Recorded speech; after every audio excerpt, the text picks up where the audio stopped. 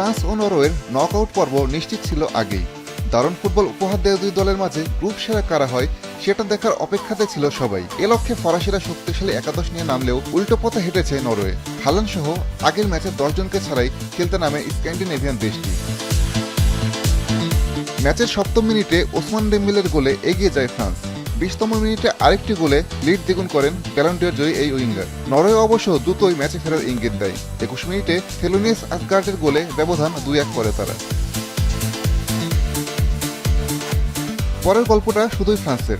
32 মিনিটে নিজের হ্যাটট্রিক পূরণ করেন ডেম্বেলে। এর মাধ্যমে বিশ্বকাপের ইতিহাসে দ্বিতীয় দ্রুততম হ্যাটট্রিক করেন তিনি। 1954 বিশ্বকাপে সাবেক চেকোস্লোভাকিয়ার বিপক্ষে মাত্র 24 মিনিটে হ্যাটট্রিক করে এই তালিকায় শীর্ষে অস্ট্রিয়ার সাবেক স্ট্রাইকার এরিক প্রবোস। আমি ভরসা রাখি হিরন স্মার্ট ওয়াটার পিউরিফায়ারে। বিরতির পর ম্যাচে ফেরার সুযোগ পেলেও ইয়র্গেন লারসেন পেনাল্টি মিস করলে আর ব্যবধান কমাতে পারেনি নরওয়ে। যোগ করার সময় 4র্থ মিনিটে ডেজিরে দুয়ের গোলে 4-1 ব্যবধানের জয়ে গ্রুপ চ্যাম্পিয়ন হয়ে পরের পর্বে উঠেছে বর্তমান রানার্স আপরা।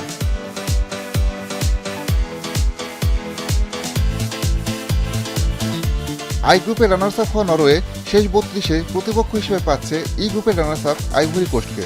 ডালাসে আগামী মঙ্গলবার বাংলাদেশ সময় রাত 11টায় এই ম্যাচটি শুরু হবে। ফ্রান্সের প্রতিপক্ষ এখনও নিশ্চিত হয়নি।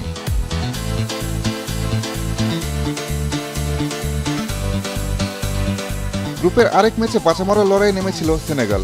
কানাডার টরন্টো স্টেডিয়ামে ইরাককে 5-0 গোলে উড়িয়ে দিয়েছে দলটি। দাপুটে এই জয়ে জোড়া গোল করেছেন পাপে থিয়াও। বাকি গোলগুলো এসেছে ইসমাইলা সার, হাবিব দিয়ারা এবং ইলিম্যান এনদিয়ায়ের পা থেকে। এই জয়ে তৃতীয় স্থান অধিকারী দলগুলোর তালিকায় আপাতত 5 নম্বরে উঠে এসেছে সেনেগাল। শেষ 32 নিশ্চিত করতে এখনও তাদের তাকিয়ে থাকতে হবে অন্য গ্রুপগুলোর ফলাফলের দিকে। আসাদুজ্জামান লিটন, এখন।